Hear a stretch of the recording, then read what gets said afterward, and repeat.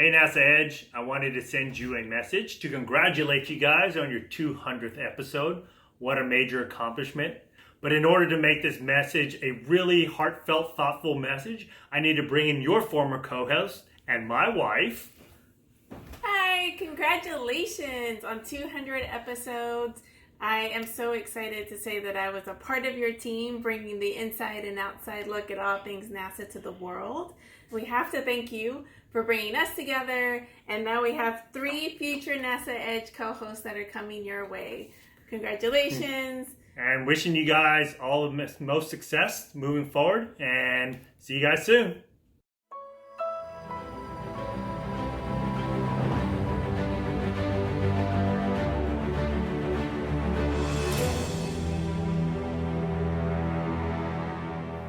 Welcome to the 200th episode of NASA Edge, where we're again bringing you an inside and outside look at all things NASA.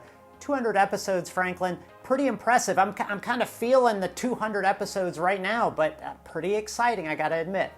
Yeah, it really is, and when we talk about 200 episodes, we'll kind of expound upon that later on in the show. But right now we're going to get to the topic of today, and that is a lunar robotic arm and in-space assembly technology.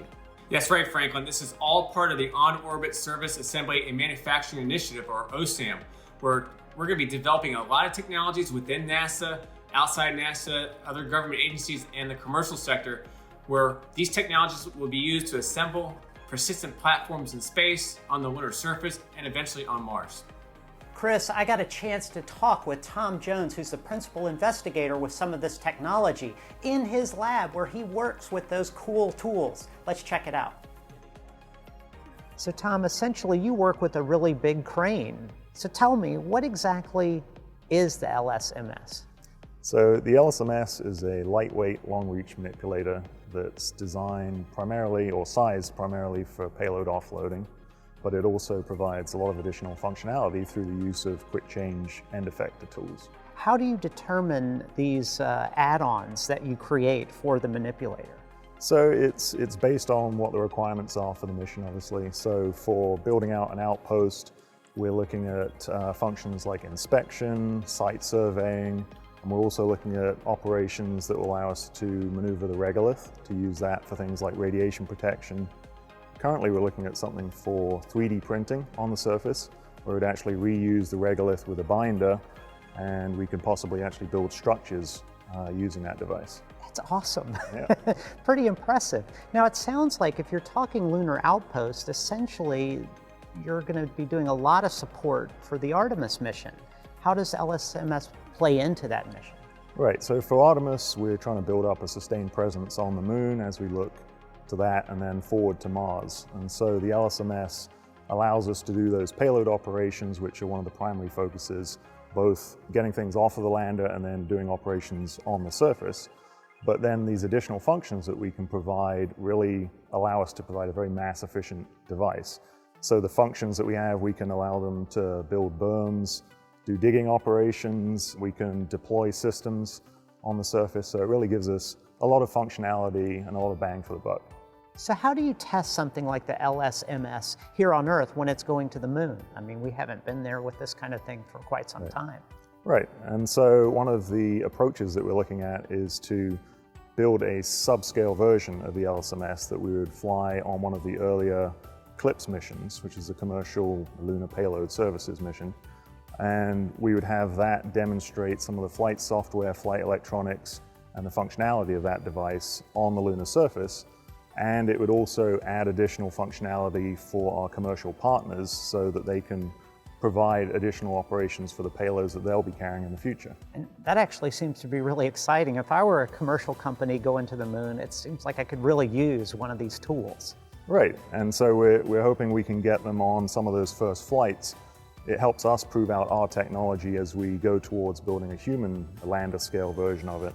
But then we can provide them with that smaller version so they can provide additional functionality to their customers as they continue to fly missions out there.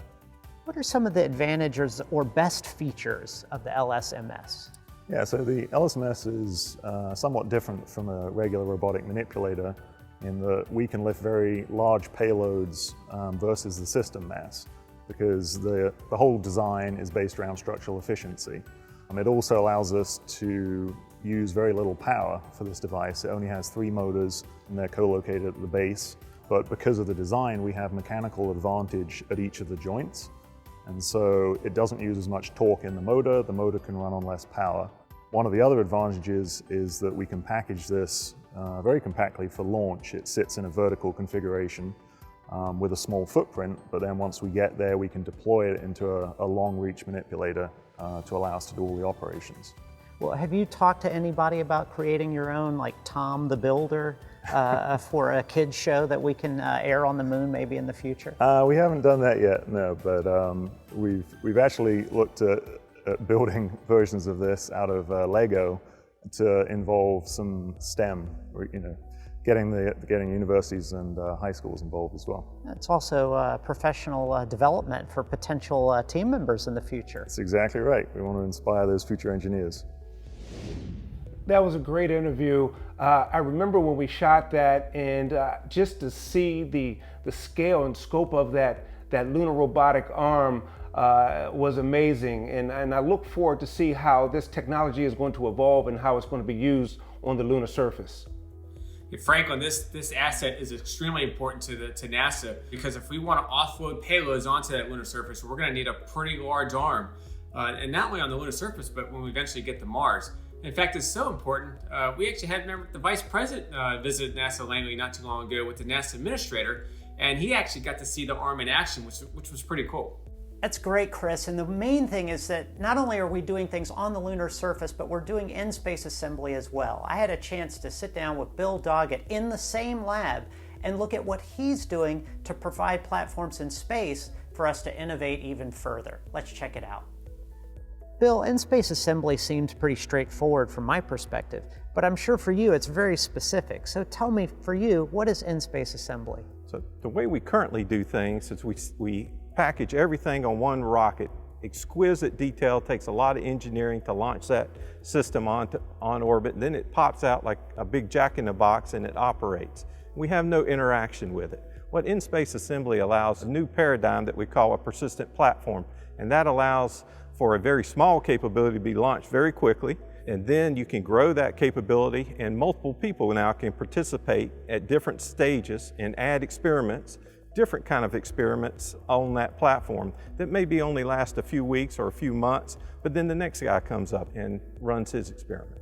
And so by platform, you literally mean a physical structure in space that instruments can be mounted on? Absolutely. A structure in space that solar arrays deploy from, so you get your power. You can scale that up. You can add additional solar arrays as the needs require, very much like renting space. You can either rent a small room or you can rent a big room. On the platform, you can rent a small area with a little power, or you can rent a very large room with a lot of power. And it seems like that would be very advantageous for not just NASA, but commercial partners as well. Absolutely, commercial and universities. Now we have an opportunity to get students involved in very small projects because we have these routine launches that are going to visit the platform. And so you have an opportunity for rideshare for students and universities, commercial, everybody to participate. How difficult is it to build these platforms? They look very simple, but they must have a lot of integrity and strength. So the platform itself is very, very simple to construct. You need a thread, so you need a backbone of very reliable systems that are usually multiple redundant. For example, the station keeping. You don't want the system to start spinning uncontrollably. But once you have that backbone capability, the individual instruments are very simple to add. And in fact, we're thinking about things very similar to Velcro, where you can just stick experiments wherever you want. That's got to be exciting for not only engineers, but scientists as well as they plan different instruments. Absolutely, and a very unique capability is now, because we have these routine visits to the spacecraft or to the persistent platform and back, you can bring these experiments back to investigate them when something goes wrong. But I think the most important thing is now we have access to a variety of people for very low cost experiments, so anybody can try something on space. If you're creating these persistent platforms, they can be very sizable. So how do you get these sizable platforms into space efficiently? That's one of the great advantages of in-space assembly. Now we can send up small chunks in a variety of launch vehicles. We can also send up components that are stacked like sheets of plywood very compactly and then spread them out where we need them. Or you can send up a cylinder that is full of material or a long spool that then you can feed into a 3D printer and use advanced technology to make whatever you want, and that can be a capability on orbit that you can make things you're not even thinking about now. It seems like this is a very versatile platform. How is it going to support the Artemis program? So in terms of the Artemis mission, it will allow us to start with a small capability, for example, at Gateway, and also a small capability on the moon, and then grow that capability over time by adding additional rooms to the Gateway or additional resources, additional power to the Gateway system. And likewise, we can do the same thing on the moon. We can start out with a small outpost capability and grow that capability, add solar arrays, build larger berms, build covers for the habitats, build places for people to interact and have a good time. You know, ultimately, we want to have a good time as we're doing this. That's right. I know that's my goal. Exactly. I'm just excited to hear that it's also true in the engineering community. Absolutely, absolutely. You know, we want to have fun. And we want people to have fun so that more people go and they expand the capabilities. And not only US, but you know, the entire world. We want everybody to join us as we go and explore outer space. Really cool, really flexible technology. And the good news is that we're already seeing some results. They're moving forward, getting approval, getting added to actual missions. Things are going well for the folks with the persistent platform and the LSMS. Good stuff for sure. But I gotta admit, I'm a little distracted, guys, because it's our 200th, and I don't know, what do you guys think? I think the last time I saw you wearing that shirt, we were on Mars. That's right. Is that true? Yep. You know what? I'll go all the way back to our first show when I was doing interviews in Virginia Beach. And I don't think my shirt was as flowery as yours, but I did have some kind of island flow with it. And I think that was kind of like the theme that we had early on in the NASA Edge programs. Hey, to celebrate the 200 episodes of NASA Edge, I have 4 questions that I picked out that I think that would be pretty cool to kind of get your reaction and see what you think. See if you remember all 200 episodes, see maybe where you were at during certain episodes. Let's see and try it out. Sound good? Okay.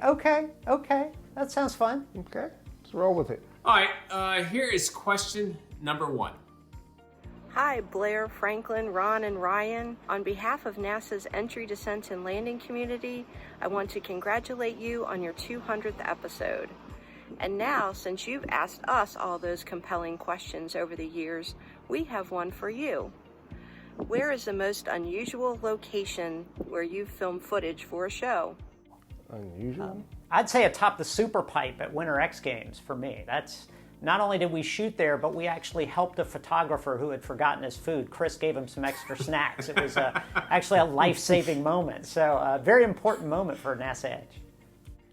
Well, you know, for me, I think when we were in London during the London Olympics for the Curiosity landing, that is where my wife grew up. It wasn't unusual, but it was a really great experience for the NASA Edge team, and for me especially. Probably the TDRS launch. We were on top of the VAB at night, which was pretty cool. Seeing a rocket launch from about 500 plus feet up in the air. And it seems like it was so clear that night that we seemed like we saw that rocket just reach orbit. I mean, that's how clear it was. Okay, let's go to question number 2. Congratulations, NASA Edge, 200th episode. Way to go. And 13 years and counting. Lucky number 13, right? My question is, what was the one that was the most challenging behind the scenes, but nobody knew the wiser? The audience did not know. Wow, that's a great question. I think I would say it was probably the transit of Venus, because the length of the show, it spans so many hours, and it was bone-chilling cold on top of Mauna Kea. Like, I think we saw 17 degrees up there that day. And the crazy thing about that, being in Hawaii, at the end of the day, we went back down to our hotel that was down at sea level, and it was 85 degrees. I have to agree with you, Franklin. 14,000 feet, 7-hour, 8-hour broadcast. We were there early in the morning all the way to sunset. I mean, that was an extremely long day, but not just the event itself, but the multiple times we had to work at altitude to test our equipment and get everything ready for the show. I would agree, and being at that altitude actually impaired my judgment because I almost fell off the side of Mauna Kea chasing someone's hat. So I didn't have all my faculties about me at the time, but a great show and obviously a very, very interesting location. All right, we have 2 more questions. Question number 3. So question for NASA Edge, have you guys ever arrived at a shoot, traveling a long distance away and not gotten your luggage or your cameras or anything and had to do the shoot with your phones or something like that? Oh, wait a minute. We may not have lost our luggage, but we had an issue with the TriCaster when we went to England. Yeah, that was like kind of a customs issue more than anything else. Yeah, I mean, we didn't know we were going to broadcast. I mean, that was really tricky. So the Mars rover might have had 7 minutes of terror as it entered the atmosphere for landing, but we had about 72 hours of terror wondering whether or not we would have a broadcast during the Curiosity landing. Yeah, that was a scary moment for sure.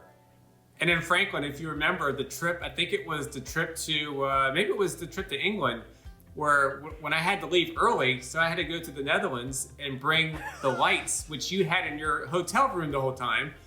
Wow. And then the customs agent asked me, was that in my possession the whole time? And I was honest, I said no. And they detained me for a while just to make sure that, I was legit. So. In a rare moment, Chris was gripped with the need for honesty. And it put him in peril. I thought I wasn't going to make it out of Amsterdam that day. You got hemmed up. If you're going to get held up or waylaid, if you will, at least you would have been in the Netherlands. There are worse places you could get stranded, for sure. That's true. Okay, I think we have time for one more question. Question number 4. Hey NASA Edge, so we have a question for you from one of your biggest fans. What are you going to do to teach me more about NASA? Oh, tough question. Franklin? Just keep turning out great programming, great content like we do at Langley and with our partners across the other NASA centers throughout the United States and our European partners and partners in industry. We've been afforded the opportunity to really do some really nice programming over the years, and we're going to continue to do that. So all of our viewers out there, just stay tuned. You're right. We'll have to do another 200 episodes to make sure that we still deliver content. Yeah, and then on a serious note, I mean, it's always listening and asking good questions. Now, I don't always do that, but when you get close to this cool technology, just talking about it seems to be the best way to get our guests to actually share all they can about the really cool things that NASA's doing, and that's always just a blast. I always tell people, anytime I go out and speak to students, to the general public, about NASA and all the great things we do, I always tell them I had the second best job at NASA. One, I say being an astronaut. I'd always loved to go into space, being on station up back in the days of shuttle. But we had the second best job because we're one of the few teams in the agency where we get to see all the cool technology, not just at NASA Langley where we're based out of, but all 10 NASA field centers across the country. And we travel internationally. So we get to see the big picture.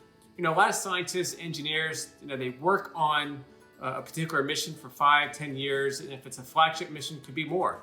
But we get to see everything in action, which is, not too many people at the agency get to see that. Yeah, and it's a privilege actually to be able to then share that with everyone in the audience. And you guys have been great over the years in showing us support. So the best we can do is to turn around and keep giving you all that you're looking for with regard to NASA. And These guys that I work with, they put up a lot working with me, obviously, but they do a great job, and I love working with all these guys, and it's just a real privilege to be able to bring you NASA Edge. Love it. 200 episodes strong, very impressive. And for the 200th time, you're watching NASA Edge, an inside and outside look at all things NASA. Hey guys, I think I speak for all of heliophysics at NASA to say congratulations on such an amazing 13 plus years. I came to NASA 12 years ago, and you guys have been on my journey throughout that whole time, keeping things really fun. Hello, this is Dave Richwine for the Low Boom Flight Demonstration Team, and we'd like to congratulate the NASA Edge team for 200 fantastic shows over the years and many more in the future. Y'all did an awesome job at sharing our analog exploration activities with the world while also making it fun. Thanks for being a part of our Desert Rats team, and thanks for providing over 13 years of an inside and outside look at all things NASA. Hey, this is Troy Klein. I just wanted to give a special congratulations to the NASA Edge team for your 200th episode. Here's to 200 more episodes and my favorite team, NASA Edge. Haven't seen you all out around NASA Ames much, so I'm hoping you can come out and do some really cool programming with us. We have tons of work to share with you, and especially with technology transfer, so think about that one and get back to me. You know my number. Hi NASA Edge, this is Heather McFarland with ULA. A huge congrats on your 200th episode. I love working with the team. Your quirkiness always makes me feel like I fit right in. Thank you for continuing to produce fantastic stories about launching to and exploring space. Here's to 200 more. You guys have been there for game-changing. You've been there for the Langley flight projects, now for Commercial Crew. Big question, what's next for NASA Edge? Thank you for all you've done. I really wanted to thank you for the great job you did on our 20th anniversary video. It was one of the best collections of great people, quotes, and great things for Launch Services program that we've ever had put together. Gentlemen, I look forward to the next 200 episodes with you, and I hope that I can be a part of those as we share NASA's message going into the future. From myself and the Launch Services program, congratulations.